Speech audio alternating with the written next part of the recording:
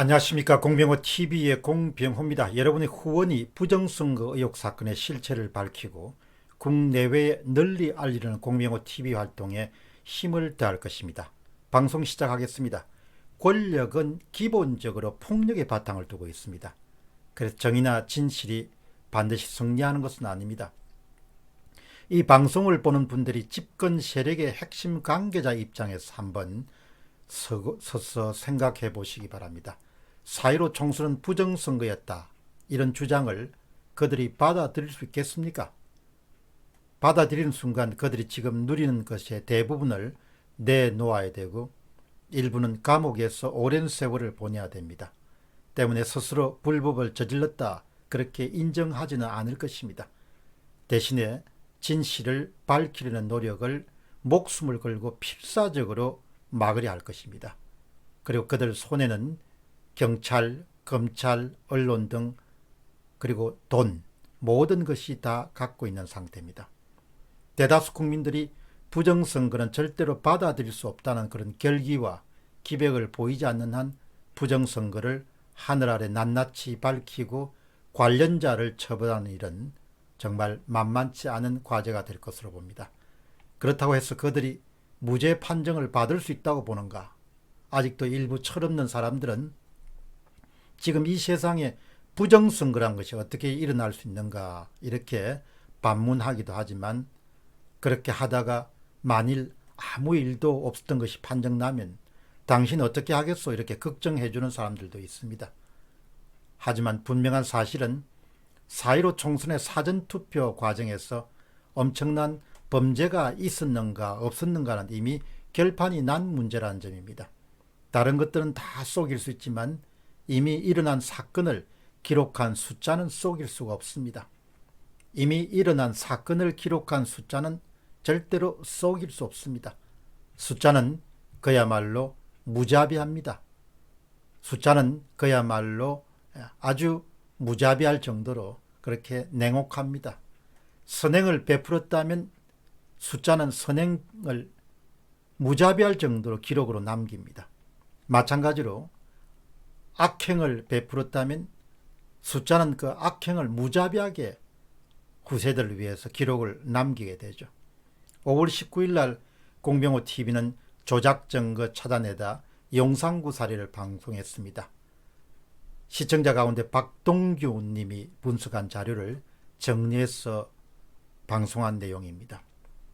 이 내용을 좀 쉽게 일반인들에게 좀 더 전달할 수 있는 방법이 없을까라는 것을 궁리하다가 막대 그래프로 표시해 보기로 했습니다. 숫자가 얼마나 무자비하게 범죄 행적을 세상에 드러내는지를 우리에게 가르쳐주는 아주 시사적인 그런 막대 그래프를 여러분과 함께 보도록 하겠습니다. 지금 여러분들이 보시는 것은 바로 막대 그래프 히스토그램입니다. 첫 번째 4개의 왼쪽부터 하나, 둘, 셋, 넷, 4가지 막대 그래프가 있습니다. 푸른색은 민주당입니다. 그리고 붉은색은 통합당입니다. 첫 번째에서 두 번째를 보시게 되면 두 번째가 일종의 기준점입니다. 지역구 당일 득표율과 관련해서는 기준점입니다. 두 번째 노란색 밑에 색칠해 있죠. 붉은색인 통합당이 56.9%의 득표율을 차지했고 푸른색인 민주당이 43.1%의 득표율을 기록했습니다. 두 개의 차이는 13.8%포인트 차이가 납니다. 압도적인 다수로 통합당이 선택을 더 많이 받았습니다. 여기서 두 번째 있는 노란색이 칠해진 이 부분은 오염되지 않는, 조작되지 않는 당일날 용산 구민들의 투표에 참가한 용산 구민들의 민심을 정직하게 반영한 것이 바로 두 번째의 노란색을 칠한 부분입니다. 이 두 번째 노란색 부분과 비교 대상이 되어야 될 것이 바로 첫 번째 막대 그래프입니다. 첫 번째 막대 그래프는 지역구 사전 득표율입니다. 푸른색인 민주당이 58%입니다. 붉은색인 통합당이 42%입니다. 차이는 16%포인트입니다. 여러분 한번 비교해 보시죠. 두 번째는 당일 득표율은 붉은색이 푸른색보다 13.8%포인트 앞섰는데 첫 번째인 사전득표율, 조작된 사전득표율 같은 경우는 통합당이 민주당이 58%, 통합당이 42%로 16% 민주당이 앞서게 됩니다. 첫 번째 막대 그래프 지역구의 사전투표는 일어날 수가 없는 일입니다.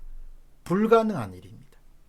4월 11일과 12일 사전투표 날하고 4월 15일 당일 투표날 사이에 수만 명으로 구성된 표본 집단이 이렇게 후보 선호도 차이를 보일 수는 없습니다. 이러면 통계학의 기본에 해당하는 겁니다. 민주당 열혈 지도자들이 모두 다 몰려가서 지역구 사전투표에 응했다고 하더라도 통계적으로는 이런 현상은 일어날 수가 없습니다. 그러니까 완전히 다른 종류의 표본 집단, 당일 투표 그룹과 사전 투표 그룹에 있지 않는 한 이런 일이 일어날 수 없는 거죠. 그래서 신이 돕지 않으면 일어날 수 없는 일이나 이런 우스갯소리가 나오는 겁니다. 결국 누군가 조작값을 사용해 가지고 민주당을 밀어준 것입니다. 이렇게 또렷한 조작 증거를 어디서 찾을 수 있겠습니까? 이런 조작 증거는 지울 수가 없습니다.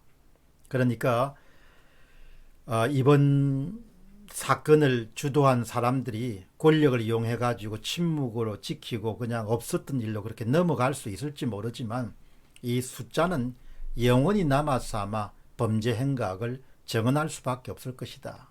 당일 투표에서 통합당이 16%포인트 정도 앞설 정도로 그렇게 압도적으로 앞섰는데 그 다음 사전투표 날에는 형편에 떨어져서 17.43포인트 정도 차이가 날 정도로 그렇게 선호도가 뒤바뀌는 경우가 어떻게 일어날 수 있겠습니까? 그래서 제가 늘 좋아하는 이야기가 거친 개입, 거친 조작이 있었다 이렇게 표현한 겁니다. 또 한 가지 보시죠. 더 놀라운 것은 4월 11일과 10일에 정당 투표, 비례 후보를 선택하는 그런 투표가 이루어지게 됩니다. 그것이 바로 세 번째하고 네 번째 막대 그래프입니다. 비례대표 선정 당일 투표는 네 번째입니다. 네 번째가 또 기준입니다. 비례대표 선택하는 그 투표와 관련해서는 네 번째 노란색 칠한 부분을 보시면 그것이 일종의 기준점입니다. 붉은색 통합당이 40.83%, 푸른색인 민주당이 23.4%입니다. 통합당이 17.43%포인트 앞섰습니다. 4월 15일 날 수만 명의 용산구에 거주하거나 주민등록지를 둔 사람들의 후보 정당 선호도가 압도적으로 통합당을 더 선호하는 결과가 나왔습니다. 그런데 바로 2, 3일 전인 4월 11일과 10일 정당 투표에서는 어떤 일이 일어났느냐? 오히려 푸른색인 민주당이 33.12%, 붉은색인 통합당이 31.98%, 아주 미묘한 차이로 민주당이 앞섰습니다. 불과 3, 4일 만에 정당을 선택하는 용산 구민의 선호도가 180도 바꿔져 버린 거죠. 완전히 후보 선호도가 급변하게 된 겁니다. 한마디로 아이들 장난 같은 일이 일어난 것이죠. 수만 명으로 이루어진 집단에서 짬뽕을 좋아하던 사람들이 많았던 집단이 갑자기 짜장면을 더 좋아하는 집단으로 바뀌어버린 겁니다. 일어날 수 없는 일입니다. 조작이 일어났다고 밖에 볼 수 없는 것이죠. 이 네 개 그래프를 보시게 되면 당일 투표와 관련해서는 기준점이 두 번째 노란색 칠한 부분이고 비례대표와 관련해서는 비례대표와 관련된 당일 투표인 네 번째가 노란색의 그 기준점이죠. 그래서 첫 번째와 두 번째를 비교하시고 네 번째를 기준점으로 해서 세 번째하고 네 번째를 이렇게 비교해 보시면 도저히 일어날 수 없는 일이 일어난 겁니다. 숫자는 무자비하기 때문에 수사방해나 증거인멸정으로 잠시 면피할 수는 있을 것입니다. 그러나 숫자에 대한 그런 야만적인 조작이 4월 11일과 12일에 어떻게 일어난지를 이 선거 데이터가 낱낱이 보여주는 것이죠. 그렇기 때문에 이번 사건을 주도한 사람들은 뭐 잠시 동안 더 볼 수도 있을 겁니다. 운이 좋으면. 그러나 MIT를 비롯해서 국제적인 부정선거 연구팀을 비롯해 가지고 앞으로 정치학과 통계학 교과서에 콩고 사례나 리비아 사례를 제치고 아마 한국 사례가 영원히 자리를 잡을 겁니다. 한국 사례가 아주 통계적으로 너무나 흥미로운 주목할 만한 그런 사례에 속하기 때문입니다. 숫자는 이렇게 냉정하고 무자비합니다. 그래서 잠시 덮을 수는 있겠지만 이 숫자 때문에 아마 큰 곤혹을 치룰 수밖에 없지 않겠느냐 그렇게 생각합니다. 용산구 사례가 이 정도면은 다른 또 사례는 또 얼마나 기이하겠습니까? 한 가지 알려드리겠습니다. 제가 영어 방송을 시작했습니다. 여러분들 유튜브 채널에서 영어 이름 공병호 GONGBYEONGHO 공병호 TV를 누르시게 되면은 여러분의 영어 방송을 만날 수 있을 것입니다. 구독도 해주시고 그 다음에 여러분들의 또 주변에 많이 알려주시면은 우리 사회를 좀 더 부유하고 풍요로운 사회를 만드는 데 기여할 수 있을 것입니다. 감사합니다.